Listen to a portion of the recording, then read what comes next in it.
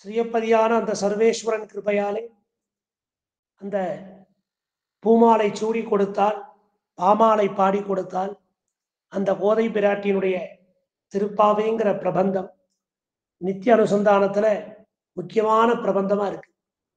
திருப்பாவை சாத்துமுறை நடக்காத திருக்கோயிலோ திருமாளிகைகளோ மடங்களோ சந்நிதிகளோ இல்லை.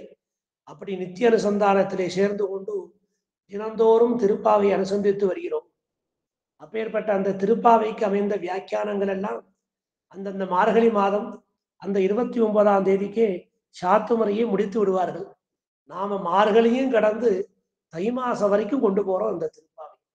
நாம வாரத்துக்கு 2 நாள் பார்த்து கொண்டு வந்தோம். போன வாரம் அது ஒரு வேலையால் நின்று போயிடுத்து. இப்ப மேற்கொண்டு நம்ம அந்த அனுபவத்தை தொடர்ந்து நடத்தி கொண்டு வருகிறோம். அதனால மார்கழி மாசம்தான் அந்த அர்த்தம் கேட்கணும்னு இல்லை, தினந்தோறும் திருப்பாவை அர்த்தத்தை கேட்கலாம். அனுசந்தானம்னு சொன்னாலே அது அர்த்தத்தோட அர்த்தம். அந்த திருப்பாவை சேவிக்கிற காலத்துல அந்த பாசுரங்களுக்கான அந்த பாடலுக்கான அர்த்தங்களோடு சேர்ந்துதான் அனுசந்தானம் பண்ணுவதுன்னு அர்த்தம். ஆக கோஷ்டின்னு சொன்னா அது அருளிச்செயல் கோஷ்டியை தான் குறிக்கும். அந்த கோஷ்டியில திருப்பாவையை பாராயணம் பண்றோம், திருப்பாவையை சேவிக்கிறோம், வேத பாராயணம்னு சொல்றோம், அருளிச்செயல் கோஷ்டின்னு சொல்றோம். கோஷ்டியார் அந்த பாசுரங்களை சேவிக்கிறார்கள். ஆனா அனுசந்தானம்னு சொன்னா அது ஒரு அர்த்தத்தோட சேர்ந்து அதை சேவிப்பது. அதனால நாமளும் அந்த அனுபவத்தை விடாம தொடர்ந்து கொண்டு வருகிறோம். அதை நமக்கு சீக்கிரமா இதை பூர்த்தி பண்ணி இதையும் தலை கட்டி கொடுக்கணும்னு ஆண்டாளை பிரார்த்தித்துக் கொள்வோம். அப்படி அந்த முதல் 5 பாசுரங்கள் அவதாரிகையாக வைக்கிறார். அந்த சுவாபதேசார்த்தம் அற்புதமான அந்த திருப்பாவைக்கு அந்த சுவாபதேசார்த்தம் சாதித்து அருளினார் பொன்னான வானமாமலை ராமானுஜ சுவாமி. அந்த பொன்னடிக்கால் ஜீயர் சுவாமியினுடைய திருவருளையும் குருவருளையும் கொண்டு அவருடைய திருவடி தாமரைகளையே பற்றி கொண்டு அனுபவித்து வருகிறோம். இதுல சொல்லப்பட்ட விஷயங்கள்லாம் அற்புதமான விஷயங்கள். அந்த சுவாபதேசார்த்தத்தை அப்பேற்பட்ட அந்த உயர்ந்த அந்த அனுபவம், அந்த உயர்ந்த ஒரு கனி, அதை நாம நிதானமா நாம அனுபவித்துக் கொண்டு வருகிறோம். அதுல முதல்ல 5 பாசுரங்கள் அவதாரிகை. பிரபன்ன நிஷ்டையை சொன்னோம். அதற்குள்ள எப்படி திருமந்திரார்த்தம் சொல்லப்பட்டது, சர்மஸ்லோகார்த்தம் சொல்லப்பட்டது, அதையும் அனுபவித்தோம். மேற்கொண்டு எம்பெருமானுடைய பர வியூக விபவ அந்தர்யாமி அர்ச்சை அப்படின்னு சொல்லக்கூடிய அந்த 5 நிலைகளையும் அனுபவித்தோம். அதற்கு அடுத்தபடியாக கிருஷ்ண அனுபவத்துக்கு புறப்பட்டு கொண்டிருக்கிறாள் கோதை பிராட்டி. புல்லும் சிலம்பினகான் என்கிற பாசுரம் தொடங்கி எல்லே இளங்கிரியே பாசுரம் வரைக்கும் அந்த கிருஷ்ண அனுபவத்துக்கு தகுந்த அந்த அதிகாரிகளை எழுப்பிக் கொண்டு கூட்டிக் கொண்டு அழைத்து செல்கிறார். அப்படி செல்கின்ற காலத்துல அந்த விதமான ஒரு பகவத் பிரேமம், அந்த எம்பெருமான்கிட்ட கொண்ட காதல், அந்த எம்பெருமானுடைய கல்யாண குணங்களை அனுபவித்து அனுபவித்து ஆனந்தப்படுவது, அப்பேற்பட்ட ஒரு துணை, அப்பேற்பட்ட ஒரு நட்பு இருந்தால்தான் அந்த அனுபவத்துக்கு பொருத்தமாக இருக்கும். நாம திருக்கோயிலுக்கு செல்லலாம், வேற நாடக அரங்கத்திற்கு செல்லலாம். நாம ஒரு விஷயத்தை அனுபவிக்கும் பொழுதும் நாம் அழைத்து கொண்டு செல்வதற்கு அந்த ருச்சி இருக்கணும். அப்பதான் நமக்கும் ஆனந்தமா இருக்கும். நாம ஒரு இடத்துக்கு அவர் அழைச்சிட்டு போறோம், அவருக்கு அந்த ருச்சி இல்லைன்னா நமக்கு அந்த மகிழ்ச்சி குறைஞ்சிடும். அந்த மாதிரி தன்னுடைய அனுபவத்துக்கு ஈடாக, அந்த அனுபவத்துக்கு உறுப்பாக ஒரு 10 பேரை எழுப்புகிறார், ஒரு 10 பெண் பிள்ளைகள். அந்த 10 பெண் பிள்ளைகள் தான் இந்த 10 ஆழ்வார்களாக உருவகப்படுத்தப்படுகிறார்கள். அதுக்குதான் சுவாபதேசார்த்தம்னு பேர். நாம அதுல தொண்டடிப்புடி ஆழ்வார் வரைக்கும் அனுபவிச்சிட்டோம். இப்போ 8ஆம் பாட்டு. 8ஆம் பாட்டுன்னு சொன்னா புல்லும் சிலம்பினகான், அதுல இருந்து 8ஆம் பாட்டு. திருப்பாவை கணக்குக்கு 13ஆம் பாட்டு. புள்ளின் வாய் கீண்டானை பாசுரம். பொல்லா வரக்கனை கிள்ளி கலந்தானை கீர்த்திமை பாடிப்போய், அந்த பாசுரம். இப்போ அந்த சுவாபதேசார்த்தத்தை வாசிக்கலாம். 8ஆம் பாட்டிலே போதரி கண்ணினாய் என்கிறது திருப்பானாழ்வாரை. திருப்பானாழ்வார் அங்க ஒரு பெண் பிள்ளையை எழுப்பினார். போதரி கண்ணினாய், புள்ளின் வாய் கீண்டானை பொல்லா வரக்கனை கிள்ளி கலைந்தானை கீர்த்திமை பாடி போய் பிள்ளைகள் எல்லோரும் பாவை களம்புக்கார் வெள்ளி எழுந்து வியாழம் முழங்கிற்று புல்லும் சிறுமியனகான் போதரி கண்ணினாய் குள்ள குயிர குறைந்து நீராடார் பள்ளி கடத்தியோ பாவாய் நீ நன்னாளா புல்லும் சிறுமியனகான் போதரி கண்ணினாய். அந்த போதரி கண்ணினாய்ங்கிற அந்த சொல் எப்படி அந்த சொல் திருப்பான ஆழ்வாரை குறிக்கிறது அதை மேற்கொண்டு நம்ம காட்டுறார். 8ஆம் பாட்டிலே போதரி கண்ணினாய் என்கிறது திருப்பானாழ்வாரை அது எங்கனே எண்ணில் தொண்டரடி பொடியோரோ தொண்டரடி பொடியாரோ பாதி தொண்டரடி பொடியாரோ பாதி அப்படின்னு இதுல காட்டுறார்.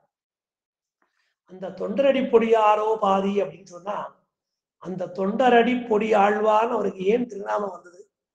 அவருக்கு விப்ர நாராயணர்னு திருநாமம். அப்படி அந்த அணியரங்கன் திருமுத்தத்தை அந்த அடியார்களுடைய பாரதுரிகளை தன் சிரசிலே தரித்து கொண்டார். முக்கியமா அவர் 42வது பாசுரம் 43வது பாசுரம் மேம்பொருள் போகவிட்டு அந்த அந்த பாசுரம் தொடங்கி முழுமையாக பாகவத பிரபாவம். அந்த பாகவதர்களே சரணடைகிறார். சரணத்துவம், போக்கியத்துவம், பாவனத்துவம் எல்லாத்தையும் சொல்லுகிறார். பாகவதர்கள் அந்த பாகவதர்களை நாம் சரணடைவதால் நமக்கு பாவனத்துவம் கிடைக்கிறது. நமக்கு அநேக புண்ணியங்கள் வந்து சேருகிறது. பாவனத்துவம்னா தூய்மை, அந்த மன தூய்மை உண்டாகிறது. அதனால அவர்களையே போக்கியமாக அனுபவிக்க தோன்றுகிறது. அதுதான் எம்பெருமானுக்கும் ரொம்ப விருப்பமாக இருக்கும்.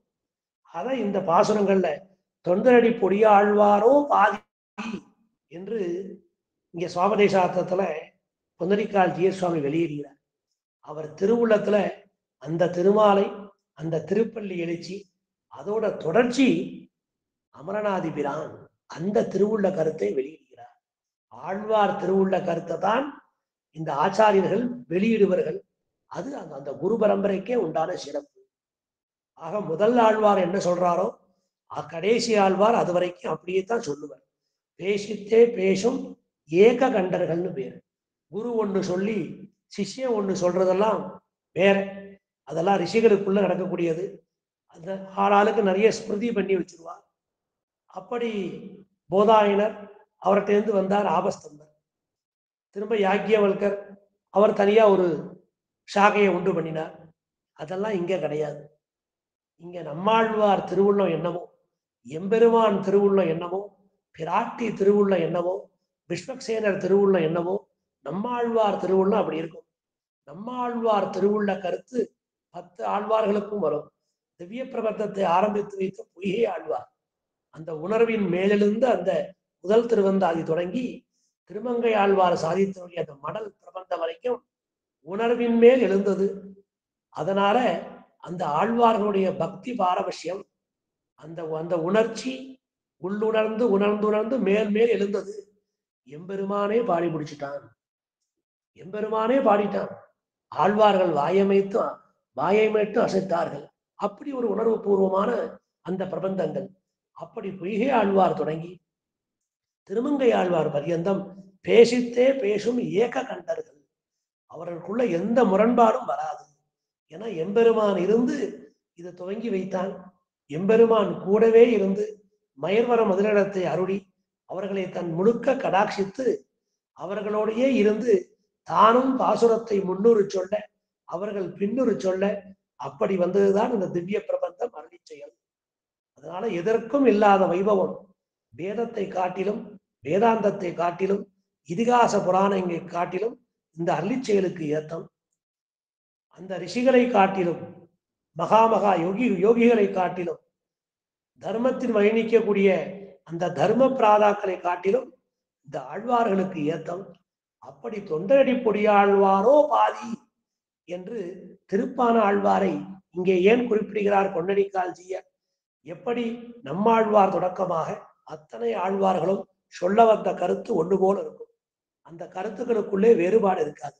அதே போல நாதமுனிகள் தொடக்கமாக மணவாள மாமணி பரியந்தம் அஸ்மத ஆச்சாரியர்கள் பரியந்தம் அந்த கருத்து அப்படியே இருக்கும். அந்த கருத்துக்குள்ள யோஜனைகள் சில யோஜனைகள் இருக்குமே ஒழிய அந்த யோஜனைகள்ல வேறுபாடு உண்டே ஒழிய அந்த முக்கிய கருத்து அந்த முக்கிய பொருள்ல எந்த வித்தியாசமும் இருக்காது. அப்படி தொண்டரடி பொடியாழ்வார் தொண்டர் அடிப்பொடி என்று அந்த மேம்பொருள் போகவிட்டு மெய்மையை மிக உணர்ந்து, அந்த மெய்மை என்ன, அந்த மிக உணர்ந்தது என்ன, உணர்ந்துணர்ந்து உணரில் அந்த உணர்வு என்னன்னா பாகவத சேஷத்துவம். அந்த பாகவத சேஷத்துவம் தான் ஜீவாத்மாவுடைய ஸ்வஸ்வரூபமா இருக்கு. ஜீவாத்ம ஸ்வரூபம் சேஷத்துவம். ஜீவாத்ம ஸ்வரூபம் எம்பெருமானுக்கு சேஷத்துவமா இருக்கிறது. ஜீவாத்மாவுடைய ஸ்வஸ்வரூபம் அது விசேஷம், இயல்பான வடிவம். அது என்னன்னா அது பாகவத சேஷத்துவம். அந்த அடியார்களுக்கும் அடியவனாகி இருப்பது. அதை பழுதிலா உலகலாத்து பலசது பேதிமார்கள் இழி குலத்தவர்களேனும் எம் அடியார்களாயில் தொழுமினீர் கொடுமின் கொன்மின் என்று நின்னோடும் ஒக்க வழிபட அள்ளினாய் போல் மதில் திருவரங்கத்தானே. திருவரங்கத்து எம்பெருமானே, அந்த மாதிரி பழுதிலா ஒழுகலாத்து பலசது பேதிமார்கள் இழி குலத்தவர்களேனும் அதை கோடிட்டு காட்டுறார். எவ்வளவு தாழ்ந்த குலகமா இருக்கட்டும், தீண்டத்தகாத குலகமா இருக்கட்டும், எம் அடியார்களாகில் தொழுமினீர் அவர்களை தொழலாம், கொடுமின் கொன்மின் அவர்களுக்கு நீ ஞானத்தை கொடுக்கலாம். இந்த பகவத் கதாவிரதத்தையும் அந்த எந்த சித்தாந்தத்தையும் அவர்களுக்கு கொடுக்கலாம். கொன்மின் நீயும் அவரிடமிருந்து பெற்றுக் கொள்ளலாம். நின்னோடும் ஒக்க வழிபட அருளினாய் போலும். இப்படி உனக்கு சமமாக அந்த பாகவதோத்தமை வைத்துக் கொண்டு வழிபட அருளினாய் போலும் மதில் திருவரங்கத்தானேன்னு சாதிச்சார்.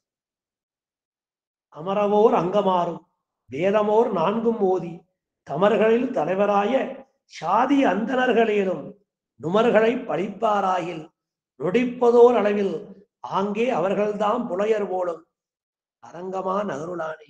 அப்படி காட்டுறார் அவர். இப்படி இந்த பாகவத சேஷத்துவத்தையே காட்டி கொண்டு வருகிறார். அதைத்தான் நமக்கு இங்க சுவாமி சொல்றார். அது எங்கனே என்னில் தொண்டரடி பொடியாரோ பாதி அடியார்க்கு என்னை ஆட்படுத்த விமலன் என்னும் அற்புதமான பாசுரம். எப்படி முடிச்சார் தொண்டரடி பொடியாழ்வார்? கடிமலர் கமலங்கள் மலர்ந்தன இவையோ கதிரவன் கனைகடல் முளைத்தன இவனோ சுரியார் சுரிகுழல் பிழிந்துதறி துயிலொடு தேரினர் சூழ்குழலர் அங்கா துடையத்த துலோமும் கூடையும் பொழிந்து தோன்றினதோ தொண்டரடி பொடி என்னும் அடியனை அழியன் என்றருளி உன் அடியார்க்கு ஆட்படுத்தாய், உன் அடியார்க்கு ஆட்படுத்தாய்ன்னு சொன்னார். அப்படி அடியார்க்கு ஆட்படுத்தாய் பள்ளியலும் தருளாயே. அப்படி அடியார்க்கு ஆட்படுத்தாய்ன்னு விண்ணப்பிச்சார். அடுத்து வந்த ஆழ்வார் திருப்பான ஆழ்வாருக்கு அதை எம்பெருமான் அவர் விண்ணப்பத்தை பூர்த்தி செய்தான். அமரநாதிபிரான் அடியார்க்கு என்னை ஆட்படுத்த விமலன், அடியாருக்கு என்னை ஆட்படுத்த விமலன். அந்த தொண்டடி பொடியாழ்வார் பிரார்த்திச்சார். இங்க எம்பெருமான் ஆட்படுத்தி விட்டான். அதை இங்க காட்டுறார். அதுதான் தொண்டரடி பொடியாரோ பாதி அடியாருக்கு என்னை ஆட்படுத்துவன் என்றும் என் கண்ணில் உள்ளன என்றும் கொண்டல் வண்ணனை கோவலனாய் என்று தொடங்கி என் அமுதனை கண்ட கண்கள் என்கையாலே கோதரி கண்ணினாய்.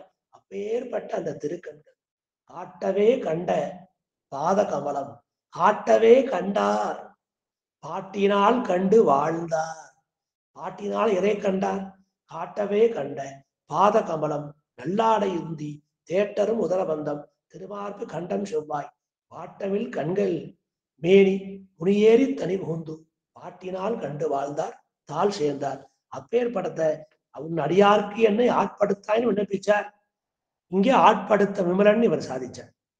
ஆக தொண்டடி பொடியாழ்வாருக்கு மேம்பொருள் போகவிட்டு மெய்மையை மிக உணர்ந்து, அந்த மெய்மை என்னன்னா பாகவத சேஷத்துவம். அந்த பாகவத சேஷத்துவம் நின் திருவெட்டெழுத்து கற்ற பின்பும் உற்றதும் உன் அடியார்க்கு அடிமை. மற்றெல்லாம் பேசிலும் என் திருவெட்டெழுத்து கற்ற பின்பும் உற்றதும் உன் அடியார்க்கு அடிமை. கண்ணபுரம் ஒன்றுடையானுக்கு அடியேன் ஒருவர் கூறியேனோன்னு அங்கவே எம்பெருமாட்ட சயனஞ்சார். அந்த திருக்கண்ணபுரத்து எம்பெருமான் அஷ்டாட்சரத்தை உபதேசிச்சான் திருமங்கை ஆழ்வாருக்கு. அந்த உபதேசம் பெற்ற உடனே உனக்கு இன்னும் அடிமையாயிட்டேன் அப்படின்னு சொல்லாம உன் அடியார்க்கு அடிமைன்னு சொன்னார் இல்லையா? ஆக திருமந்திரார்த்தத்துல நாம் அறிந்து கொள்ள வேண்டிய பொருள் என்ன? உன் அடியார்க்கு அடிமை. அழியன் என் அருளி உன் அடியார்க்கு ஆட்படுத்தாய் பள்ளியலும் தருளாயன்னு அவர் விண்ணப்பிச்சார், அடியார்க்கு என்னை ஆட்படுத்த விமலன். ஆட்படுத்தியாச்சுன்னு அந்த பெரிய பெருமாள் காண்பித்து கொடுத்தான் திருப்பானாழ்வார் வாயிலாக. அப்படி பின்னவர்கோன் விரையார் பொழில் வேங்கடவன் நிமலன் நின்மலன் நீதிவானவன் நீள்மதில் அரங்கத்தம்மான் திருக்கமல பாதம் வந்து என் கண்ணில் உள்ளன ஒக்கின்றதே. அந்த திருக்கமல பாதம் வந்து அப்படி அந்த ஆழ்வாருடைய திருக்கண்ணிலேயே வந்துருத்தான் பாதத்தை. அந்த பாதத்தை ஆழ்வார் திருக்கண்ணில சேவிச்சுக்கலாம். திருமங்கு திருப்பானாழ்வார் திருக்கண்களை பார்க்கும் பொழுதுலாம் என் கண்ணினுள்ளன வந்து ஒக்கின்றதே. ஆக இந்த திருக்கமல பாதம் தான் அந்த திருப்பொழிந்த சேவடி. அப்பேற்பட்ட அந்த திருமகள் இருந்திருக்கக்கூடிய அந்த திருவடி. துயரறு சுடரடி தொழுதிறன் மன்னனே, அவன் துயரறு சுடரடி. இந்த திருப்பானாழ்வார நாம எப்போ ஆட்கொள்றது? தொண்டடி பொடி ஆழ்வார் பாசனம் பாடி முடிக்கணுமே. அவர் திருப்பள்ளி எழுச்சியை முடிச்சிருட்டும், அடுத்த ஆழ்வார் அவதாரம் பண்ணட்டும், அவரையும் ஆழ்வாராக்கி வைப்போம். எங்கேயோ காவேரிக்கு அந்த பக்கம் அக்கறையில் நின்று பாடின்னு இருக்காரே, இவரை யாரை கொண்டு அழைத்து வர வேண்டும்? அதுக்கு முனிவாகன போகனர், அவரை கொண்டு அழைத்து வருவோமே. அந்த முனிவாகனத்துல இவர் ஏறட்டுமே, முனிவாகன போகம்னு வரட்டுமே, முனிவாகன போகனர்னு பேர் வரட்டுமே. அப்படி எம்பெருமான் அந்த திருப்பானாழ்வார் மேல ஆசைப்பட்டான். அந்த திருக்கமல பாதத்தை அனுப்பி வைத்தான். அவன் துயரறு சுடரடி. அவனுக்கு ஒரு துயர் இருந்தது, ஆழ்வார் ஆட்கொள்ளணுமேனு. அந்த துயரை போக்கி கொடுத்தது அவன் திருவடி. எம்பெருமானுக்கு துயர் வந்தாலும் அவன் திருவடி போக்கிக் கொள்றது. திருவடியை வச்சுதான் அவன் போக்கிக் கொள்ளணும். நமக்கும் எந்த கிளேசம் வந்தாலும் துக்கம் வந்தாலும் அவன் திருவடி நம்ம ரட்சித்து, அவனுக்கே அவன் திருவடி உதவி பண்ற காலத்துல நமக்கு ரொம்ப சுலபமா உதவி பண்ணும். திருக்கமல பாதம் வந்து என் கண்ணிலுன ஒக்கின்றதே. இதை மிக உணர்ந்த திருப்பானாழ்வார் அடியாருக்கு உகப்பான செயலை செய்கிறார். அடியாருக்கு உகப்பான செயல் என்ன? அந்த லோகசாரங்கர் முனிவர் தோல் மேல ஏழுனது.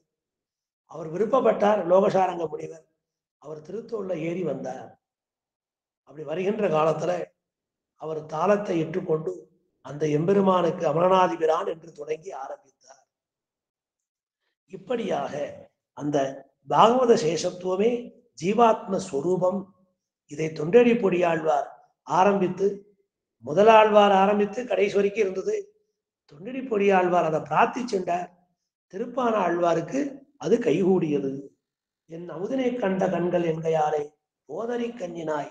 ஆக அந்த எம்பெருமான் அமுதினை, என் அமுதன்று சொல்லவே கூடாது, என் அமுதினை கண்ட கண்கள் என்கையாலே போதனை கண்ணினாய் என்கிறது. அந்த சிறப்பான கண், குற்றமில்லாத கண், தெய்வீக அந்த திருக்கண். அந்த கண்ணுக்கு உண்டான விசேஷம் என்ன? திருக்கமல பாதம் கண்ணுக்கு வந்ததுங்கிற எம் பெரிய பெருமாள் அவனுடைய அவயவ சௌந்தரங்களை எல்லாம் காட்டி கொடுத்தான். அழகான அற்புதமான அந்த திருவிடிகளையும் காட்டி கொடுத்தான். வாட்டமில் கண்கள், அது வரைக்கும் அவயவ சோபைன்னு வச்சுக்கணும். அவயவ சோபை காட்டவே கண்ட அங்க நிப்பாட்டுக்கும் சொல்ற. பாதகமலம் நல்லாடை உந்தி தேட்டரம் உதரவந்தம் திருமார்பு கண்டம் செவ்வாய் வாட்டமில் கண்கள். அதான் புண்டரி ஆட்சத்துவம். அந்த கண்ணை ஆழ்வார் தன் கண்ணால பார்த்திருக்கார் இல்லையா? அது போது, அது தாமரை புஷ்பம். போதரி கண்ணினாய் அந்த திருக்கண்ணை பார்த்து பார்த்து ஆனந்தப்பட்டார் எம்பெருமான். வாட்டமில் கண்கள், அது வரைக்கும் அவயவ சோபைன்னு பேர். தனித்தனியா அங்கமா அவயவயமா எம்பெருமானுடைய ஒவ்வொரு உறுப்பையும் அனுபவித்துக் கொண்டு வருகிறது. இதை பத்தி எப்படி சொல்றது அப்படின்னு கேள்வி வருகின்ற காலத்துல அந்த முனிவான போகனத்துல அதை எம்பெருமானுடைய அழகையெல்லாம் அனுபவித்துக் கொண்டு வருகிறார்னு சொன்னார். அழைய மணவாள பெருமாள் நாயனார் ஒரு சமுத்திரம், அவன் கிருபா சமுத்திரமா இருக்கான். சௌந்தரியமே ஒரு பெரிய சமுத்திரமா இருக்கு. இப்படி எம்பெருமான் இருக்கிற அந்த சமுத்திரத்துல அந்த அலைகளானவை எப்படி அலைகா நாம ஒரு கடல்ல போய் இது கொஞ்சம் தூரம் போனோம்னா அலை நம்மளை அப்படியே மிதந்து கொண்டு போகும். அந்த மாதிரி எம்பெருமானுடைய அந்த சௌந்தரிய அலை இருக்கே, அவனுடைய அவயவ சோபை, அந்த சிருங்காரம், அந்த அலை இருக்கே, அது திருவடியில ஆரம்பிச்சு திருமுடி வரைக்கும் ஆழ்வார் அப்படியே ஒரு பெரிய அலை மாதிரி கொண்டு போச்சு. அழைய மணவாள பெருமாள் நாயனார் காட்டுகிறார். இப்படியாக அந்த ஆழ்வாருக்கு தன் அனுபவத்தை எல்லாம் கொடுத்தான் எம்பெருமான். அதை கண்ணார கண்டுகக்கும் காதல் தன்னால் அனுபவித்தார் ஆழ்வார் அந்த திருக்கண்ணால. அதான் போதரி கண்ணினாய் என்கிறது. மெய்மையை மிக உணர்ந்து என்று ததிய சேஷத்துவ பரியந்தமான ஞானமிரே ஞானமாவது. அவன் ஞானம்னா என்ன? ஞானம்னா எம்பெருமான்கிற தத்துவத்தை உணர்ந்து கொள்வது மாத்திரம் ஞானம் இல்லை. பரிபூர்ண ஞானம் என்ன? அந்த எம்பெருமானுடைய அடியவர்களுக்கு அடியவனாக இருக்கிறேன். அந்த ததிய சேஷத்துவமே, அந்த பாகவத சேஷத்துவமே ஞானம்னு சொல்றார். ததியருக்கு உகப்பாக பண்ணும் பகவத் அனுபவமிலே இவரது ஸ்திரீ இவரது ஆக அந்த ததியர்களான அமரநாதிபிரான் அடியார்க்கென்னை ஆட்படுத்த விமரன் அந்த ததியருக்கு உகப்பாக பண்ணும் பகவத் அனுபவம். அப்படி லோகசாரங்க முனிவர் பிரார்த்திச்சென்றார். அவருக்கு என்ன உகப்பு? இந்த ஆழ்வாரை தோல்ல ஏற்றிட்டு போகணும். அந்த ஒரு பரம பாகவதோடைய அந்த உகப்புக்கு ஆளாகி அவர் தோளிலே ஏறிக்கொண்டு இந்த ஆழ்வாரும் சென்றார். ததியருக்கு உகப்பாக பண்ணும் பகவத் அனுபவம் இதே இவரது ஸ்திரீத்துவ பாவனையால் உண்டான பக்தி 10 10ஆக அடிதொடங்கி முடிய அளவுமாய் மேலாய் இருக்கும். இப்படி பெண்தன்மை கொண்டது அந்த ஸ்திரீ பிராயர்கள். அந்த ஸ்திரீ பிராயம்தான் அந்த ஆத்மாக்கள். இப்படி பெண்தன்மை கொண்ட அந்த ஜீவாத்மாவுடைய ஸ்வரூபத்திற்கு ஏற்றார் போலே 10 பாசுரங்களை அருளி செய்கிறார். ஆக அமரநாதிபிரான் தொடங்கி என் அமுதனை கண்ட கண்கள் மற்றொன்றனை காணாவேன்னு 10 பாசுரங்கள். இந்த 10 பாசுரங்களை பகவத் அனுபவத்தை முழுமையாக அனுபவிக்கிறார். எம்பெருமான் காட்டி கொடுத்தான். அப்படி அந்த அனுபவத்திற்கு உறுப்பாக ததியருக்கு பண்ணும் உகப்பு, அந்த அடிவருடைய விருப்பத்தை பூர்த்தி செய்வது, அந்த லோகசாரங்க முனிவர் விருப்பத்தை பூர்த்தி செய்ய அவர் தோல் மீது ஏறிக்கொண்டு பகவத் அனுபவத்தை தொடங்குகிறார். 10 10ஆக அடிதொடங்கி முடிய அளவுமாய் மேலாயிருக்கும் இப்பாட்டிலே பொல்லா வரக்கனை கிள்ளி களைந்தானை என்றத்தை. இந்த 13வது பாசுரத்துல என்ன வருது? புள்ளின்வாய் கீண்டானை பொல்லா வரக்கனை கிள்ளி களைந்தானை. ஒரு புஷ்பத்தை கிள்றோம், புஷ்பத்தை லேசா கிள்றோம். ஒரு புஷ்பம் பறிக்கிறதுக்கு கத்தி அருவாள் கத்திரிக்கோள்லாம் கொண்டு வரணுமா? வேண்டாம், கையாலே எடுத்துடலாம் புஷ்பத்தை. அதுபோல இந்த 10 தலையும் அந்த சக்கரவர்த்தி திருமகன் அனாயாசமாக 10 தலையும் அறுத்து விழும்படி செய்தான். அப்படி அந்த பொல்லா வரக்கனை கிள்ளி களைந்தான் இந்த பாசுரத்துல வருது. இந்த போதரி கஞ்சினான்னு வரக்கூடிய பாசுரத்துல அதே அர்த்தத்தை ஆழ்வார் எப்படி அள்ளி செய்கிறார்? ஏன்னா நாம 10 பெண்மைகளை எழுப்புறோம், நாம ஒரு அனுபவத்தை அனுபவிச்சுட்டு இருக்கோம். நமக்கு சமமா அவ பேசணும், நாம சொல்றதுக்கு மேல அவ சொல்லணும். அந்த அனுபவம் சமமா இருக்கணும், சாமியமா இருக்கணும். அப்பதான் அந்த அனுபவம் மேலோங்கி இருக்கும். நாம ஒரு நாடகத்துக்கு கூட்டுட்டு போறோம், அவருக்கு அது பிடிக்கல, நாம ஒன்று சொல்லி அவர் ஒன்று சொன்னா நமக்கு அந்த நாடகம் ருச்சிக்காது. இவரை ஏண்டா அழைச்சிட்டு வந்தோன்னு ஆயிரும். இங்க அப்படி இல்லை. இந்த கோதை பிராட்டிக்கு அந்த 10 ஆழ்வார்களும் 5 குடிக்கொரு சந்ததியாய் என்பது போல இவனுடைய அனுபவத்துக்கு உறுப்பாக அந்த 10 ஆழ்வார்களும் தம் தம் பாசுரங்களிலே இந்த திருப்பாவை அர்த்தத்தை எல்லாம் திருப்பாவைக்கு ஒரு விரிவுரையாக இந்த 30 பாசுரம் வேதம் அனைத்துக்கும் வித்து, அப்பேற்பட்ட அந்த வேதத்துக்கு அங்கங்களாக அந்த பாசுரங்கள் அதில் இதை காட்டுகிறார்கள். எப்படி பொல்லா வரக்கனை கிள்ளி களைந்தானை என்று அந்த கோதை பிராட்டி சொன்னார் போலே இந்த ஆழ்வாரும் சதுரமா மதில் சூழ் இலங்கை கிரவன் தலைபத்து உதிர ஓட்டி ஓர் வெங்கனை உயிர்த்தவன் ஓதவண்ணன். அப்பேற்பட்ட அந்த எம்பெருமான் என்ன பண்ணான்? சதுரமா மதில் சூழ், 4 மதில் இருக்குன்னு இலங்கைக்கு. அது 4 மதில்னு சொன்னா அரண் அர்த்தம், பாதுகாக்கக்கூடியது. வான் மார்க்கமா ஒரு அரண், அப்புறம் காடு மார்க்கமா ஒரு அரண், அப்புறம் நில மார்க்கமா ஒரு அரண், அப்புறம் சமுத்திர மார்க்கமா ஒரு அரண். சதுரமா மதில் சூழ். இப்படி 4 பக்கமும் மதில் போல ஒரு அரணாக அந்தந்த ராட்சசர்கள் நிற்கிறார்கள். ராட்சச கூட்டம், பெருத்த கூட்டம். அந்த கூட்டத்தை எல்லாம் காவலுக்கு வச்சிருக்காங்க. நிலமார்க்கமா யாரும் வந்துடக்கூடாது, வனமார்க்கமா யாரும் வந்துடக்கூடாது, ஆகாச மார்க்கமா யாரும் வந்துடக்கூடாது, கடல் வழியில யாரும் வந்திருக்க கூடாது. இப்படி சதுரமா மதில் சூழ் இலங்கைக்கு இறைவன் தலைபத்து உதிர ஓட்டி அந்த தலைப்பற்றும் அந்த பத்தும் அருந்து விழும்படி செய்தான். ஓர் வெங்கனை உயிர்த்தவன், ஓர் வெங்கனை ஒரே ஒரு கனை ஒரு அம்பினால விழும்படி செய்தான். ரொம்ப சுலபமா முடிச்சுட்டான்.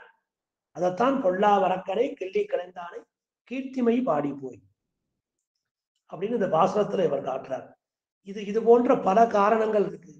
அதனால போதரி கண்ணினாய்னு வெறுமனே அந்த ஒரு வார்த்தையை வச்சுண்டு இந்த ஆழ்வார திருப்பான ஆழ்வார்னு சொல்லல.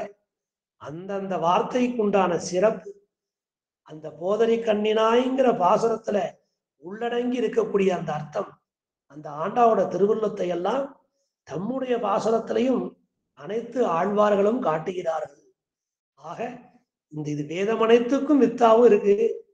அதற்கு அமைந்த வியாக்கியானம் அந்த சுவாவதேசார்த்தம் இந்த 1000 வருஷமாக எம்பெருமானார் காலம் தொட்டு இன்று வரைக்கும் அந்தந்த மார்கழி மாதத்திலே நாம் அனுபவித்துக்கூடிய அந்த திருப்பாவை வியாக்கியானங்களை பார்க்கும் பொழுது அற்புதமான கருத்துக்கள்லாம் நமக்கு தோன்றது. அவ்வளவு பெருமையா இது பறந்து விரிந்து கிடைக்கிறது. அதனால வேதம் அனைத்துக்கும் வித்தாவும் இருக்கு. இந்த திராவிட வேதம்னு சொல்லக்கூடிய இந்த திவ்யபிரபந்தத்துக்கெல்லாம் ஒரு வித்தாக இந்த திருப்பாவை இருக்கு. இக்காரணங்களாலே போதரி கண்ணினாய் எனப்பட்டவர் திருப்பான ஆழ்வார் நம்ம காமிச்சு கொடுக்கிறார். இப்பாட்டிலே பொல்லா அரக்கனை கிள்ளி கலந்தான என்றத்தை இவரும் சதுரமாமது இலங்கை கிழவன் தலைபத்து உதிர ஓட்டி ஓர் வெங்கனை உயிர்த்தவன் என்றார். இதே 9ஆம் பாட்டில் எங்களை முன்னம் எழுப்புவான் வாய் பேசும் நங்காய். இப்ப அடுத்த விஷயத்துக்கு போறார். இப்ப அடுத்த பாசனம் அடுத்த ஆழ்வாரை எழுப்ப போறோம். அப்போ இந்த பாசனத்துல திருப்பான ஆழ்வாருக்கு போதரி கண்ணினாய்ன்னு சொல்றமே, அப்படியா அந்த அமுதனை கண்ட கண்களா இருக்கு.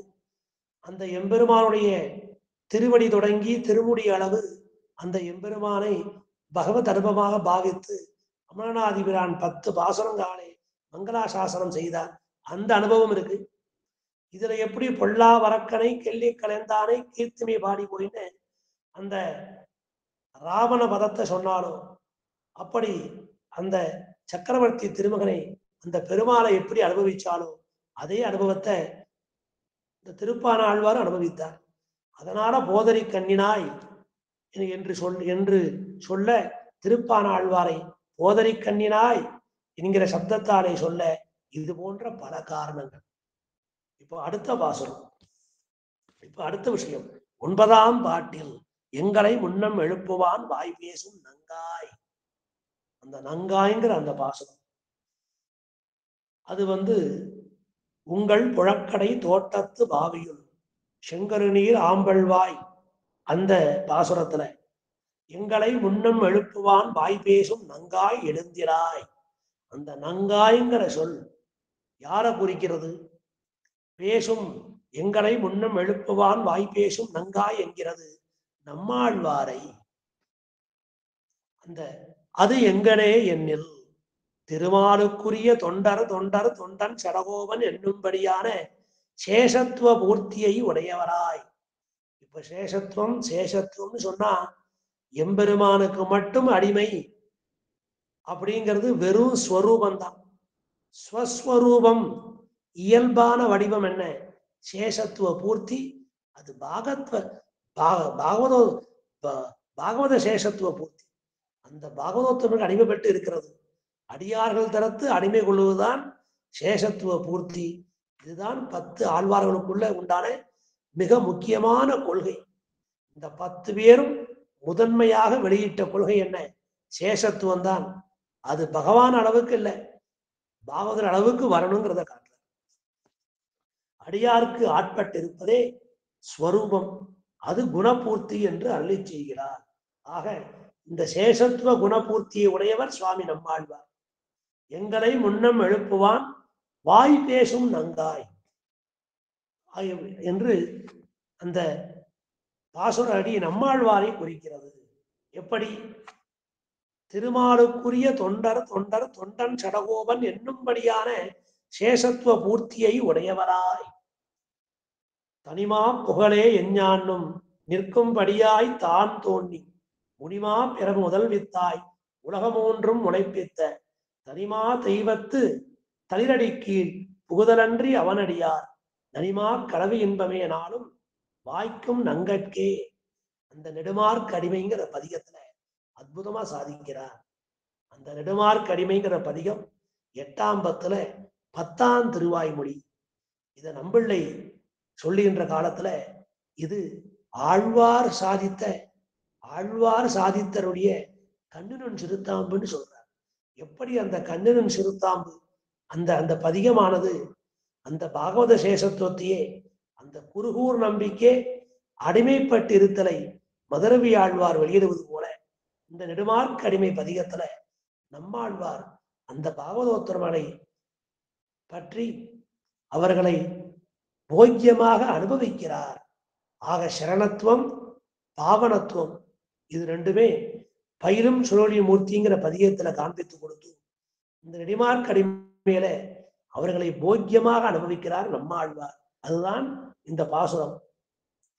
இப்படி இந்த அண்டத்தை படைத்து வேறு தேசத்தில் உள்ள மகனை நினைத்து வருந்துவது போன்ற கருணை படைத்த எம்பெருமான் திருவடிகளை பற்றாமல் தேசாந்திர கதனான புத்திரன் பக்கரிலே பிதிருஹதயம் கிடக்குமா போலே.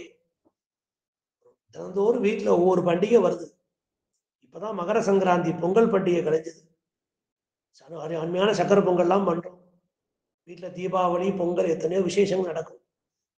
அதுல ஒரு பிள்ளை அந்நிய தேசத்துல போய் இருக்கான். அந்த தேசத்துல இதெல்லாம் கொண்டாட முடியாது. இந்த தேசத்தை போல மிச்ச குழந்தையெல்லாம் இங்க இருக்கா. அந்த குழந்தைகளுக்கும் குழந்தைகள்லாம் இருக்கு.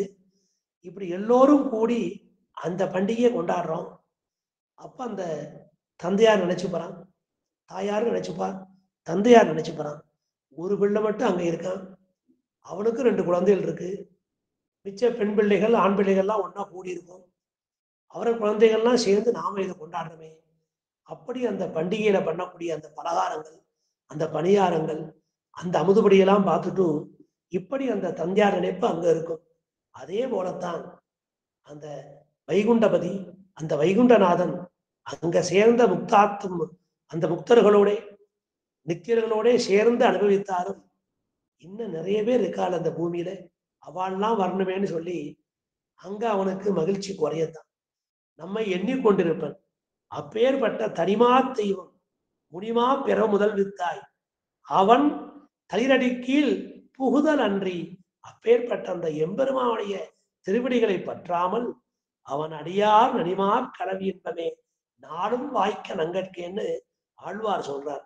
இப்படி தன்னையே நினைத்து கொண்டிருக்கும் அந்த எம்பெருமான் திருவடிகளை பற்றாமல் அவன் அடியார்களை பற்றுதலே தமக்கு என்றும் வாய்க்க வேண்டும்னு அந்த எம்பெருமானையே பிரார்த்திக்கிறார். ஆக அவன் திருவடிகளை காட்டிலும் அவன் அடியார்கள் திருவடி, அந்த அடியார்கள் திறத்து நாம் செய்யக்கூடிய அந்த வழிபாடு அது ரொம்ப முக்கியம். அது இந்த இடத்துல காட்டுறார். அதனால நங்காயின்னு சொல்லி அந்த குணபூர்த்தி என்ன, அந்த சேஷத்துவ பூர்த்தி என்னன்னா பாகவத சேஷத்துவமே அப்படிங்கிறத இங்க காட்டுறார். அவன் அடியார் நனிமா கலவி என்பமே நாளும் வாய்க்க நங்கற்கே என்னும்படி பாகவத சமிருத்தியை காண்கையிலே அபிவிருத்த மனோரதத்தை உடையராய். அந்யாபதேசத்திலும் அந்யாபதேசம் சொல்ல போறார். நாம பார்க்கறது சுவாபதேசம், உள்ளுரை பொருள். அந்யாபதேசம்னா அது வெளிப்பொருள், அதற்கு உண்டான நேர் பொருள். அதை இப்ப காட்ட போறார். அந்யாபதேசத்திலும் அடிச்சியோம் என்கையாலும் பின்னைகொள் என்கிற ஒப்பனையாலும் சூட்டு நன்மாலைகள் என்று தொடங்கி அடதாயிரதம் கொம்பினிக்கே என்று நப்பின்னை பிராட்டிக்காக அவன் விடையிடர்த்த வியாபாரத்தை பேசியும். இப்படி அந்யாபதேசமாக பெண் பேசாக பேசுகளையும் இப்படி நம்மாழ்வார் தானான தன்மையிலையும் பாசுரம் பாடியிருக்கார், தலைமகள் பாசுரமாக பாடியிருக்கார், தாய் பாசுரமாக பாடியிருக்கார், தோழி பாசுரமாக பாடியிருக்கார். இப்படி 4 முகத்தாலே நம்மாழ்வார் பாசுரங்களை எல்லாம் அள்ளி செய்துள்ளார். அடிச்சியோம் தலைமிசை நீ அணியாய் பாசுரம். இது ஒரு நாயிகாபாவ பாசுரம். அந்த அடிமை மாறாமல் தன் சேஷத்துவம் தோன்றும்படி அடிச்சியோம் அடிச்சியோம்னு காட்டுறார். அடிச்சியோம் தலைமிசை நீ அணியாய் ஆழியங்கண்ணா உன் கோலப்பாதம் பிடித்தது அது உனக்கு அறிவையரும் பலர் அது நிற்க எம் பெண்மை ஆற்றோம் வடித்தடங்கண்ணினை நீரும் நில்லா மனமும் நில்லா எமக்கது தன்னாலே வெடிப்பு நின் பசுனரை மேய்க்க போக்கு அப்படிங்கிற அற்புதமான பாசம். பேம் எமதுயிர் அழல் வெளியிலுக்கே இப்படி பெண் பேசாக பேசுகிறார். அந்த அடிமைத்தன்மை மாறாமல் பேசுகிறார். பெண்பாவத்துல பேசுகின்ற காலத்துல ஒரு ஆணை அணைக்கும்படியாக தோன்றும். ஆனா இந்த ஆழ்வார்கள் பெண்பாவத்துல பேசினாலும் அடிச்சியோம் தலைமிசை நீ அணியாய் என்று தம்முடைய சேஷத்துவம் மாறாமல் அந்த திருவடி கீழ் குற்றியவர்களை ஆசைப்படுவார்கள். ஆக ஆண்டாள் பெண் பிள்ளையாக பேசுகின்ற காலத்துலதான் எம்பெருமானை அணைத்துக் கொள்வன். இந்த ஆழ்வார்கள் பேசுகின்ற காலத்துல பெண் பிள்ளையா பேசுகின்ற காலத்திலும் கூட அவர்கள் அந்த அடிமைத்தனம் மாறாமல் அந்த பகவத் சேஷத்துவத்தையே பேசுவார்கள். ஏன்னா இவர்கள் எல்லாம் பக்தர்கள், பாகவதோத்தமர்கள், பிரபன்னர்கள், ஆண்டாள் பட்ட மகிழ்ச்சி. இப்படி அந்யாபதேசமாய் பெண் பேச்சு பேசுகிறோம். அடிமைத்தன்மையை மாறாதவர். அந்த அடிமைத்தன்மை அவர்களுக்கு உரைத்து போய் இருக்கிறது, உறைஞ்சு போய் இருக்கு அந்த அடிமைத்தன்மை. அப்படி அந்த அந்யாபதேச பேச்சாக இருந்தாலும் அடிமைத்தன்மை மாறாமல் பேசக்கூடியவர்கள். அதுக்கு இந்த அடிச்சியோம் தலைமிசை நீ அணியாய்னு காட்டுற. அதற்கு மேலாக இந்த நங்காய்ங்கிற சொல் இருக்கே, அது நம்மாழ்வாருக்கு எப்படி பொருந்துறது அப்படின்னா, நப்பின்னை பிராட்டிக்கு இணையாக நினைக்கப்பட்டவர். ஆழ்வாரோட எல்லாருக்கும் சாமியை சொல்லலாம். பெரிய பிராட்டியார் தொடக்கமாக, விஸ்வக்சேனர் தொடக்கமாக, பரதாழ்வான் தொடக்கமாக, சத்ருகன ஆழ்வான், பிரகலாத ஆழ்வான், சக்கரத்தாழ்வான், சங்கத்தாழ்வான், இப்படி எல்லா பக்தர்கள் பெரிய பிராட்டியார் தொடக்கமாக எம்பெருமானுக்கு சேஷத்துவமா இருக்கிற எல்லா வஸ்துக்கள், இப்படி எல்லா பாகவதோத்தமர்களை நம்மாழ்வாருக்கு சாமியமாக சொன்னாலும் அதற்கு மேலாக ஒருபடி அந்த நம்மாழ்வாருடைய பெருமை ஈடு இணையற்றது. இப்படி நப்பின்னை பிராட்டிக்கு இணையா சொல்றோம், பெரிய பிராட்டியாருக்கு இணையா சொல்றோம், பரதாழ்வானுக்கு இணையா சொல்றோம், சத்ருகன ஆழ்வானுக்கு இணையா சொல்றோம், இளைய பெருமாளுக்கு சாமியம் சொல்றோம், பிரகலாத ஆழ்வான், இப்படி எல்லாராலையும் சாமியமாக கொண்டாடப்பட்டவர் நம்மாழ்வார் மாத்திரம்தான். ஏனென்றால் அவர் மட்டும்தான் ஜென்ம சித்த வைஷ்ணவர். இப்படி ஜாயமான காலகடாட்சத்தை எம்பெருமான் நம்மாழ்வாருக்கு அந்த கர்ப்பவாசத்திலேயே கொடுத்தான். அதனால பிறக்கின்ற பொழுதே ஜென்ம சித்த வைஷ்ணவராக பிறந்தார். மற்றைய ஆழ்வார்கள் எல்லாம் பிறந்த பின்பு பல வருடங்கள் கழித்து ஆழ்வாராக ஆக்க பெற்றார்கள். நம்மாழ்வாரோ ஆழ்வாரா ஆக்கித்தான் நம்மாழ்வாரை இந்த பூவுலகத்திலே ஜனிக்கும்படி செய்தான் எம்பெருமான். அப்படி நப்பின்னை பிராட்டிக்கு இணையாக நினைக்கப்படுகிறார், பேசப்படுகிறார். அது எந்த பாசுரம்? அந்யாபதேசத்துல பேசுறார். அந்யாபதேசம்னா பெண் தன்மையை ஏறிட்டு கொண்டு பேசுகிறார். திருத்தொலைவெள்ளி மங்கலன்னு திவ்யதேசம், இரட்டை திருப்பதின்னு பேரு. அந்த அரவிந்தலோச்சனன் எம்பெருமான். If you are not healthy, it will be difficult. ஒரு நாளைக்கு ஒருத்தர் மலை ஏறலாம், உடம்பு சரியில்லாதவா ஹெல்தியா இருக்கிறவா எப்படி டெய்லி மலை ஏறி நான் வலிக்க கூடாதுன்னு சொல்ல முடியும்? அன்னைக்குலாம் நல்லா தூக்குனேன், இன்னைக்கு கால் அததான். இப்படியாக அந்த திருத்தொலைவெள்ளி மங்கலங்கிற திவ்யதேசம், அந்த திவ்யதேசத்துல அரவிந்தலோச்சனன் எம்பெருமான். அந்த எம்பெருமானுக்கு மிகுந்த ஈடுபாடு இந்த பராங்குஷ நாயகின்னு சொல்லக்கூடிய நம்மாழ்வாருக்கு. இப்படி இந்த ஈடுபாட்டால இவள் சாட்சாத் நப்பின்னை பிராட்டிதானோ என்று நினைத்து வியக்கும்படி ஒரு பாசுரம். அது தோழி பாசுரம், தோழி பாடுவது போல அமைந்த பாசுரம். பின்னைகொள் நிலமாமகள்கொள் திருமகள்கொள் பிறந்திட்டால் என்ன மாயங்களோ இவள் நெடுமால் என்ன நின்று கூவுமால் முன்னி வந்தவன் நின்று இறந்து உறையும் தொலைவில்லி மங்கலம் சென்னியால் வணங்கும் அவ்வூர் திருநாமம் கேட்பது சிந்தையே. யாராவது இந்த பராங்குஷன் ஆகிட்டு போய் அவ்வூர் திருநாமம் கேட்பது சிந்தையே, தொலைவில்லி மங்கலம்னு சொன்னா போறோம், உடனே தலைய நன்ன வணங்கி கூப்பிடுற, நல்ல தலையை வணங்கி அப்படியே கூப்பிக்கொண்டு நிற்கிறாள். இவள் நெடுமால் என்னே நின்று கூவுமால் முன்னி வந்தவன் நின்றிருந்து உறையும் தொலைவில்லி மங்கலம் சென்னியால் வணங்கும் அவ்வூர் திருநாமம் கேட்பது சிந்தையே. ஒருவேளை இந்த திருத்தொலைவில்லி மங்கலத்திலவே யாராவது சேவிச்சுட்டு வந்தாலும், இந்த திருத்தொலைவில்லி மங்கலத்துக்கு அமைந்த அந்த 10 பாசுரங்களை 11 பாசுரங்களை அவர்கள் படித்தாலும், இந்த 6, 5, 10 6ஆம் 10 5ஆம் திருவாய்மொழி இந்த 10ஆம் பாசுரத்தை யாராவது படித்தாலோ, இந்த திருத்தொலைவில்லி பாசுரங்களை எல்லாம் கற்றதற்பின் திருத்தொலைவில்லி மங்கலத்துக்கு சென்று சேவித்து வந்தபின் அவரை கூட்டு உம்ம சொந்த ஊர் எதுன்னு கேட்டா திருத்தொலைவில்லி மங்கலம்னு சொல்லுவாராம். அப்படி தன் சொந்த ஊரையே மறந்து திருத்தொலைவில்லி மங்கலம் சென்னியால் வணங்கும் அவ்வூர் திருநாமம் கேட்பது சிந்தையே.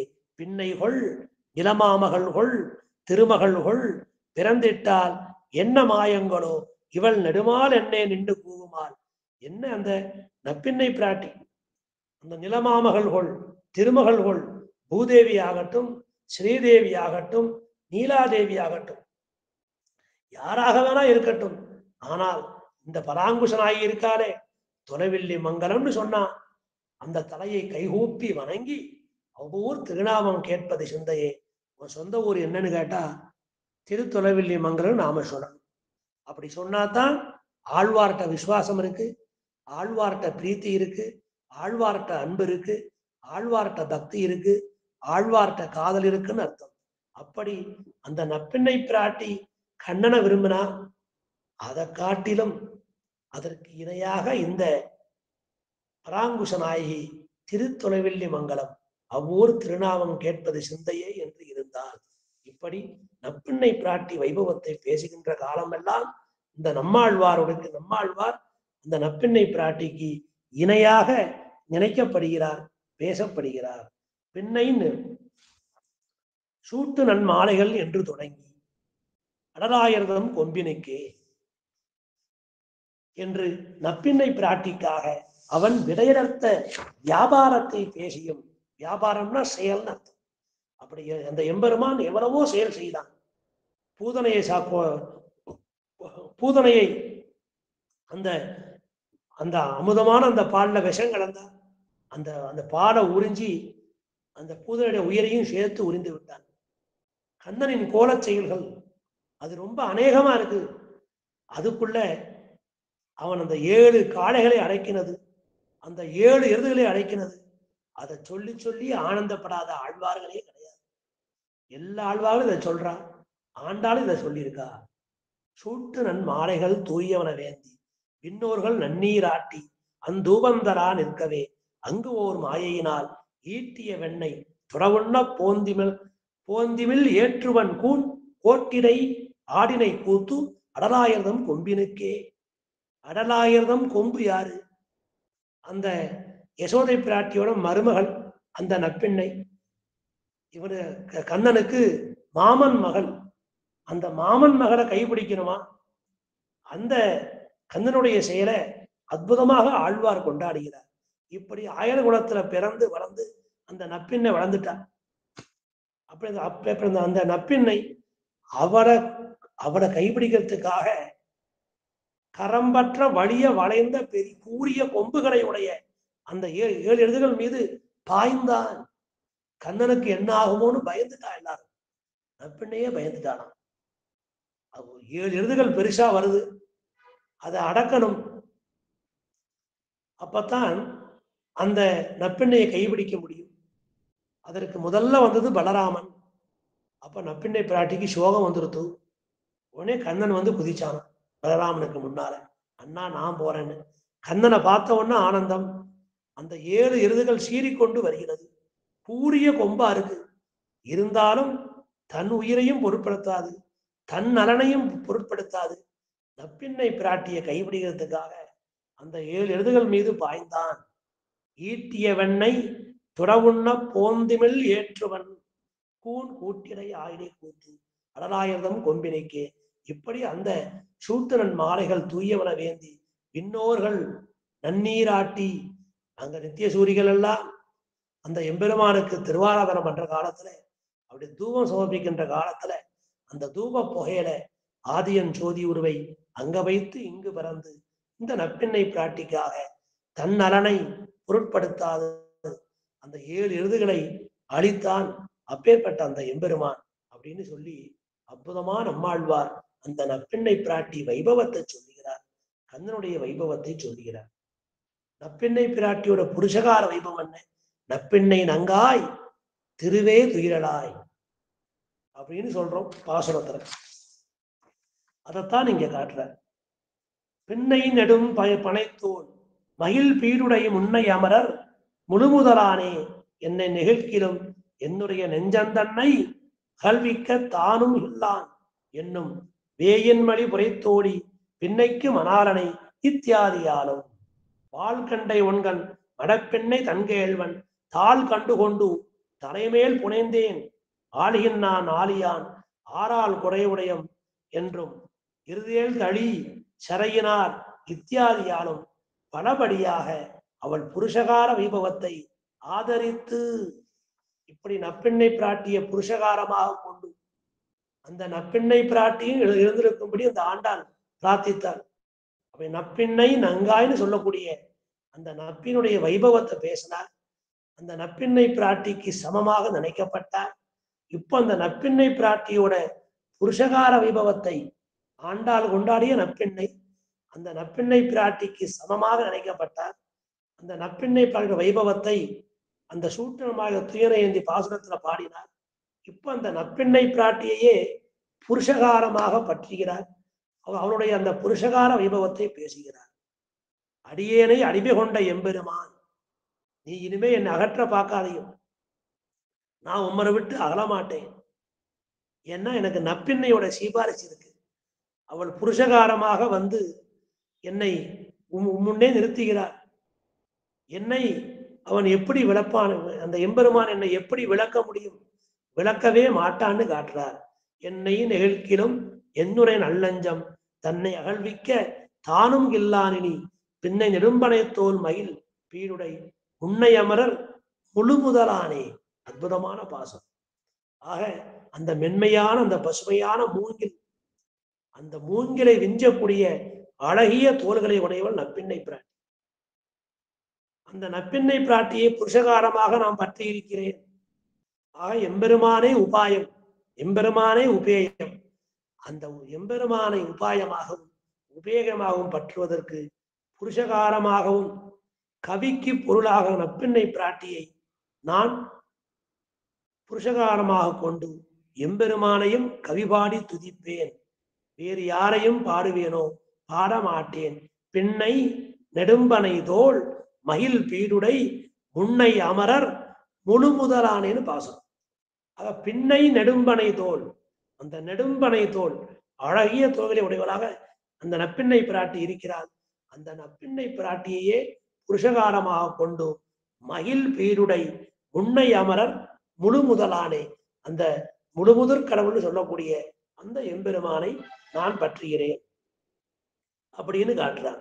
வேயின் மலி புரைதோழி பின்னைக்கு மணாலனை ஆய பெரும்புகள் எல்லையிலாதன பாடிப்போய் காயங்களித்து அவன் தாயினை கீழ் புகுங்காதனன் மாய மனுஷரை என் சொல்ல வல்லேன் என் வாய் கொண்டே. அற்புதமான பாசுரம் கேட்கிறார். இப்படி அந்த வேயின் மலிபுரை தோழி பின்னைக்கு மணாலனை, இப்படி எம்பெருமான அருளால நான் அவனை அடைய பெற்றேன். எனக்கு என்ன குறை? என் பிறவி துயர் நீங்கியது. அப்பேற்பட்ட அந்த நப்பின்னை பிராட்டி புருஷகாரத்தாலே ஆள்கின்றான் ஆழியான் ஆறால் குறையுடையம் மீள்கின்றதில்லை பிறவி துயர் கடிந்தோம் வாழ்கெண்டை ஒன்கண் மடப்பின்னை தன் கேள்வன். வாழ்கெண்டை ஒன்கண், இப்படி ஒரு கெண்டை மீன் போன்று அழகிய தெருக்கங்கை உடையவள் நப்பெண்ணை பிராட்டி. அந்த பிராட்டிய புருஷகாரமாக பற்றி இருக்கிறேன். அதனால அந்த எம்பெருமான் என்னை கைவிட மாட்டான். அந்த நப்பெண்ணை பிராட்டியுடைய கடாட்சத்தை ஒருவேளை அவன் என்னை கைவிட்டா, வாள் கண்டை ஆள்கின்றான் ஆழியான் ஆறால் குறைவுடையோன் மீள்கின்றதில்லை பிறவி துயர் கடிந்தோம். அவன் நம்மளை எல்லாம் ஆட்கொண்டு வருகிறான். அவன் ஆழியான், கையில சக்கரத்தை ஏந்தின்னு இருக்கான். நமக்கு ஒரு குறையும் இல்லை. பிறவி துயர் கடிந்தோம். அந்த எம்பெருமான் நம்மை ஒரு நாளும் கைவிட மாட்டான். நம்மை கைவிட்டால் அந்த நப்பெண்ணை பிராட்டியுடைய கடாட்சத்தை அவன் இழக்க நேரிடும். அந்த நப்பெண்ணை பிராட்டிக்காகத்தான் அவன் அந்த ஆயர்குலத்திலே வந்து உதித்தான். 7 எருதுகளை அடக்கினான். அப்பேற்பட்ட அந்த நப்பெண்ணைக்காக தன்னனையும் பொருட்படுத்தாது அந்த 7 காளைகள் மீது பாய்ந்தான். அப்பேற்பட்ட அந்த எம்பெருமான் வாள் கண்டை ஒன்கண் மடப்பின்னை தன் கேள்வன். இப்படி கெண்டை மீன் போன்ற அழகிய திருக்கங்களை உடைய அந்த நப்பெண்ணை பிராட்டியுடைய கேள்வனா இருக்கான். தாள் கண்டு கொண்டு என் தலைமையில் புனைந்தேனே. அப்பேற்பட்ட அந்த எம்பெருமான் என்னை ஒதுக்காமல் விலக்காமல் தன்னுடைய திருவடிகளை கொடுத்தான். அந்த திருவடிகளை நான் பெற்று தலைமையில் புனைந்தேன். என் பேராத பேரு கிடைத்தது. அது நப்பெண்ணை பிராட்டினுடைய புருஷகாரத்தாயின்னு பாடுறான். தோழிசேர் பின்னை பொருட்டு எருதேல் தளி கோழியார் கோவலனார் குடக்கூத்தனார் தாளினை மேலணி தன்னந்துரா என்னே 4 நாள் நெய்கின்றதால் எந்தன் மாதரே. இப்படி இது திருத்தாயார் பாசுரமார். தன் பெண் பிள்ளை தினந்தோறும் நலிந்து கொண்டே போகிறாள். நாளுக்கு நாள் மேனி சுருங்கிக் கொண்டே போகிறது. இறைச்சுண்டே போறா. அப்படி அந்த தினந்தோறும் இழைத்து போயிட்டாளே என் பெண் பிள்ளை. எதற்கு? அழகிய பெண்கொடி போன்று தோழிசேர் பின்னை பொருட்டு எருதேல் தளி. அந்த நப்பின்னை பிராட்டிக்காக அழகிய தோள்களை உடைய ஒரு பெண்கொடி அந்த நப்பின்னை பிராட்டிக்காக 7 முரட்டுக்காய்களை எம்பெருமான் அடக்கினான். அப்படி அந்த எம்பெருமானுடைய சூடிக்கலைந்த அந்த திருத்துலாய் மாலையை தரமாட்டானான்னு என்னுடைய பெண் பிள்ளை ஏங்குகிறான். இப்படியாக அந்த நப்பெண்ணை பிராட்டியுடைய வைபவத்தை எல்லாம் நம்மாழ்வார் பேசிக்கொண்டே போகிறார். அதனால் நப்பெண்ணை நங்காய் என்று ஆழ்வாரை சொல்லு தட்டில்லை. பிறந்த வாரம் எத்திரம் எண்ணு பிறந்த வாற்றிலே கிருஷ்ண சேஷ்டிதங்களிலே ஈடுபட்டு குறவை ஆட்சியரிலே நன்னி வணங்கி அனுபவித்தும் எல்லாம் கண்ணன் என்றும் நீராட போதுவீர் என்றத்தை கண்ணன் கலைஞனை நன்னும் மனமுடையீர் எங்கையாலும் மந்தாதிகாரிகளை என் நெஞ்சினால் நோக்கி காணீர் என்று உணர்த்தியும் சகோத்திரிகளை உயிராக தேடி இசைமின் என்று போதிக்கையாலும் இந்த நப்பின்னை பிராட்டியோட புருஷகாரத்தை மேற்கொண்டு சொல்லிக்கொண்டே போகிறார். அப்பேற்பட்ட இவர் பிறந்தவாறும் வளர்ந்தவாறும் பெரிய பாரதம் கை செய்து ஐவர்க்கு திறங்கள் காட்டியிட்டு செய்து போன மாயங்களும் சொல்லி அந்த கிருஷ்ணாவதாரத்திலே தன்னை முழுமையாக ஈடுபடுத்திக் கொள்கிறார். அந்த கிருஷ்ணாவதாரத்துக்குன்னே பிறந்தவா இந்த நம்மாழ்வார், பெரியாழ்வார், ஆண்டாள். இந்த 3 பேருக்கும் அந்த கிருஷ்ணாவதாரத்துல முழுமையான ஈடுபாடு. இந்த மூவருக்குள்ளே அந்த நம்மாழ்வார் கிருஷ்ண திருஷ்ணா தத்துவமாகவே பிறந்தார். நேர கண்ணன் தான் இங்க ஆழ்வாரா பிறந்தான் அப்படின்னு கூட சொல்லலாம். அப்படி அந்த கிருஷ்ண கிருஷ்ணா தத்துவமாக பிறந்த ஆழ்வாருக்கு இந்த அவதாரங்களுக்குள்ளே கிருஷ்ணாவதாரத்துல மிகுந்த ஈடுபாடு கொண்டவர். முதல் 3 ஆழ்வார்களுக்கு பரத்துவத்துல ஈடுபாடு, திருவிடசை ஆழ்வாருக்கு அந்தர்யாமித்துவத்துல ஈடுபாடு. நம்மாழ்வாரும் பெரியாழ்வாரும் திருமகளாரும் கிருஷ்ணாவதாரத்திலே ஈடுபட்டு கொண்டவர்கள். குலசேகர ஆழ்வாருக்கு ராமாவதாரத்துல ஈடுபாடு, தொண்டடிப்பொடி ஆழ்வாருக்கும் திருப்பான ஆழ்வாருக்கும் திருவரங்கத்திலும் திருவரங்கநாதன்ட்ட ஈடுபாடு, திருமங்கை ஆழ்வாருக்கோ அர்ச்சைகள் தோறும் ஈடுபாடு. இப்படி இந்த கிருஷ்ணாவதாரத்தில் மிகவும் ஈடுபட்டார். இப்படி ஈடுபட்டு இவருக்கு என்ன வந்ததுன்னா 36 மாதங்கள் மோகித்து விழுந்தார்.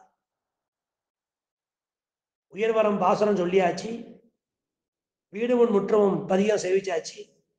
1ஆம் பத்துல 3வது பதிகம், பத்துடை அடியவருக்கு எளியவன் பிறர்களுக்கு அரிய வித்தகன் மலர்மகள் விரும்பும் நம்மரும் பெறலடிகள் மத்துரு கடைவெண்ணை களவினில் உறைவிடை ஆப்புண்டு எத்திரம் உரலினோடு இணைந்திருந்து ஏங்கிய எளிவே எளிவேன்னு சொல்லுகின்ற காலத்துல அப்படியே மோகிச்சிட்டார். இப்பேற்பட்ட அந்த பரபிரம்மம் சர்வசக்தன், சர்வேஸ்வரன், இப்படிப்பட்ட அந்த எம்பெருமான் உறைவிடை ஆப்புண்டு எத்திரம் உரையினோடு இணைந்திருந்து ஏங்கிய எளிவேன்னு சொல்லி அந்த எளிவே அதை முடிக்கிறதுக்குள்ள ஆழ்வார் 3 மாசம் 6 மாசம் மோகிச்சுட்டார். அவர் எப்ப எந்திப்பார்னு தெரியாது. 3 மாசமும் ஆகலாம், 6 மாசமும் ஆகலாம், 3 மாசங்கள்னு சொல்றார். அதனால அங்க உள்ளவாள்லாம் சுத்தி உட்கார்ந்துட்டு இருக்கணும். மதுரகவி ஆழ்வாரும் பக்கத்துல உட்கார்ந்துட்டு இருப்பார். திரும்ப ஆழ்வார் எந்திக்கணும். வெள்ள கண்ணை திறந்தார். நான் என்ன சொன்னேன் அப்படின்னு கேட்டார் மதுரகவி ஆழ்வார். எத்திரம் முரளினோடு இணைந்திருந்து ஏங்கி எளிவேன்னு சொன்னேன் அப்படின்னு சொன்னா திரும்ப ஆழ்வார் மயங்கிருவர். 3-6 மாசம் ஆகும். அதுக்காக மெல்ல சொன்னாராம், தேவரீர் மத்துரு கடை வெண்ணெய் கனவினில் உறவிடை ஆப்பு அப்புறம் உண்டு எத்திரம் உரலினோடு இணைந்து இருந்து ஏங்கி எளிவேன் இப்படி சொன்னதா சொன்னீர் அப்படின்னு பிரிச்சு மெதுவா சொன்னாராம். அதனால ஆழ்வாருக்கு மோகம் ரொம்ப வரல. எளிவரும் இயல்பினன், நான் பிறலுக்கு அரிய வித்தகன்னா சொன்னேன். அந்த பிறலுக்கு அரிய வித்தகன்னா அடியன் சொன்னது அது உபாயாந்தரத்தை பற்றக்கூடியவர்கள், சாதனாந்தரங்களில் எரியக்கூடிய அவர்களுக்கு சொன்னேன். நம்ம போல பிரபன்னர்களுக்கு, நம்மை போல ராமானுஜ அடியார்களுக்கு எளிவரும் இயல்பினன் அடுத்த பாசனம் ஆரம்பிச்சாராம். இப்படி அந்த கிருஷ்ணாவதாரத்துல ஈடுபட்டு மோகித்து அந்த கிருஷ்ணா தத்துவமா இருக்கக்கூடிய அந்த ஆழ்வார் திரும்ப மயங்கிடக்கூடாது. அதற்காக இழுத்து மெல்ல சொன்னார். ஒவ்வொரு எழுத்தா பிரிச்சு மதுரவி ஆழ்வார்ங்கிறது சம்பிரதாயத்துல சொல்லக்கூடிய வார்த்தை. இப்படி கிருஷ்ணாவதாரத்திலே முழுமையாக ஈடுபட்டார். பிறந்தவாறும் வளர்ந்தவாறும் பெரிய பாரதம் கை செய்து ஐவருக்கு திறங்கள் காட்டியிட்டு செய்து போன மாயங்களும் நிறந்த நூடு புக்கி எனதாகிய நின்று உருக்கி உண்கின்ற இச்சிறந்தவான் சுடரே உன்னை என்று கொள் சேர்வதுவே. எப்படி எம்பெருமானே பாண்டவாக மம பிராணாகான்னு சொல்லி நீ உலகத்துக்கெல்லாம் நீ பிராணனாக இருக்கியே, அப்பேற்பட்ட நீ அந்த பஞ்சபாண்டவர்களுக்கு நான் பஞ்சபாண்டவர்கள் என் பிராணன்னு சொன்னையே. அப்பேற்பட்ட அந்த கண்ணா இந்த மகாபாரத யுத்தத்துல பாண்டவர்களுக்காக நீ உதவி அந்த எத்தனை மாயங்கள் செய்தாய். பிறந்தவாறும் வளர்ந்தவாறும் பெரிய பாரதம் கை செய்து ஐவருக்கு திறங்கள் காட்டியிட்டு செய்து போன மாயங்களும். இப்படி அந்த அவதாரம் முடிஞ்சு போச்சு. அந்த அவதாரம் முடிந்து அவதார பூர்த்தியாகி அடுத்த 42வது நாள் தான் கண்ணனாக அந்த நம்மாழ்வார் பிறந்தார். கொஞ்சம் ஒரு 40 நாள்ல 42 நாள்ல அந்த அவதாரத்தை சேவிக்கூட பாக்கியத்தை இழந்து போனார். கிருஷ்ணாவதாரத்தை நினைத்து மோகி 6 மாசம் மோகிச்சு கிடக்கிறார இந்த ஆழ்வார். ஒரு 40 நாளைக்கு முன்னால அவதரிச்சிருந்தார். கண்ணனை நேர்ல பார்த்திருக்கலாம். அந்த கிருஷ்ணாவதாரம் முடிந்து கலியுகம் தொடக்கத்துல இந்த ஆழ்வார் அவதரித்தார். இருந்தாலும் அந்த அவதாரத்துல ஈடுபாடு கொண்டு பிறந்தவாறும் வளர்ந்தவாறும்னு அந்த எம்பெருமானுக்கு ஒரு மங்களாசாசனத்தை பண்ணி இச்சிறந்த வான் சுடரே உன்னை என்று கொள் சேர்வதே, உன்னுடைய மாயங்கள் இணைக்கையில எனது ஆவி உருகுகிறது அப்படின்னு மூர்ச்சை அடைந்தார் அப்படின்னு பார்க்கலாம். இதுக்கு மேல இன்னும் அந்த கிருஷ்ணாவதாரத்துல ஈடுபட்டது ஆழ்வாருக்கு எல்லாமே கண்ணன்னு ஆனது. இப்படி இருக்கிற அந்த நம்மாழ்வார நப்பிண்ணை நங்காய்னு சொல்றதுல ஒரு தட்டும் இல்லை என்று அந்த நீராட போதுவீர் போதுமினோ நீரலையீர் அந்த அர்த்தத்தை எல்லாம் நம்மாழ்வார் எப்படி காமிக்கிறார். வேதமனைத்துக்கும் வித்துன்னு திருப்பாவை சொல்றோம், திருவாய்மொழிய பகவத் விஷயம்னு சொல்றோம். எப்படி இந்த வித்தும் அந்த பகவத் விஷயமும் ஒண்ணு சேர்ந்தது, மேற்கொண்டு ஆழ்வார் அனுபவம் என்ன, அதற்கப்புறம் வரக்கூடிய திருமங்கை ஆழ்வார் பெருமை என்ன, இதையெல்லாம் நாம அடுத்த உபன்யாசத்துல பார்க்கலாம். ஏதோ இந்த உபன்யாசத்துக்கு 2 ஆழ்வாரையாவது முடிக்கும்னு நினைச்சேன். இருந்தாலும் அந்த கிருஷ்ணாவதாரத்துல ஈடுபட்டு 3-6 மாசம் மோகிச்சிட்டார். இன்னும் அந்த அவதாரத்துல நம்மாழ்வார் மேற்கொண்டு ஈடுபட்டு இப்ப நாம அந்த அவதாரத்தை பூர்த்தி பண்ண முடியல. இன்னும் மேற்கொண்டு நிறைய விஷயங்கள் இருக்கு. அதை ஒரு 10 நிமிஷத்துல சுருக்கி சொல்ல முடியாது. ஏன்னா ஆழ்வார் ஈடுபட்டது ரொம்ப பெரிய விஷயம். அது 1102 பாசுரங்கள் அந்த கிருஷ்ணனுக்குன்னு பாடினது. அந்த கிருஷ்ணன் தான் அரங்கன், கொண்டல் வண்ணனாய் கோவலனாய் வெண்ணெய் உண்டவாயன். அதனால அந்த திருவரங்கன் தான், அந்த அரங்கனுக்குத்தான் இந்த 1000 சொல்லி பராசர பட்டர் திருவாய்மொழி 1000ஐயும் அந்த அரங்கனுக்கே சமர்ப்பித்து விட்டார். உற்ற திருமாலை வாடம் தொண்டடி பொடியும் எம்பெருமானை எப்பொழுதும் பேசு. அப்படி அந்த எம்பெருமான் கற்றுக்கணங்களை எல்லாம் வைத்தான். அந்த கிருஷ்ணாவதாரத்துல ஆழ்வாருக்கு ஈடுபாடு அது என்னங்கிறத அடுத்த உபன்யாசத்துல பூர்த்தி பண்ணிட்டு மேற்கொண்டு திருமங்கை ஆழ்வாரை எப்படி எழுப்ப பார்க்கிறான், அவருக்கு என்ன வைபவம் இருக்கு இந்த திருப்பாவையில, அதையும் சேர்த்து அடுத்த உபன்யாசத்துல நாம் அனுபவித்து சத்தை பெறலாம். இன்று இதோடு பூர்த்தி செய்து கொள்வோம். ஸ்ரீமத் விஷ்ணு சித்தாரியை மனோநந்தன ஹேனவே நந்தநந்தன சுந்தரியை போதாயே நித்தியமங்கலம். ஸ்ரீமதே ராமானுஜாய நமக. ஸ்ரீமத் வரவரமுனையே நமக. ஸ்ரீ பொன்னடி காட்சிய திருவடிகளே சரணம்.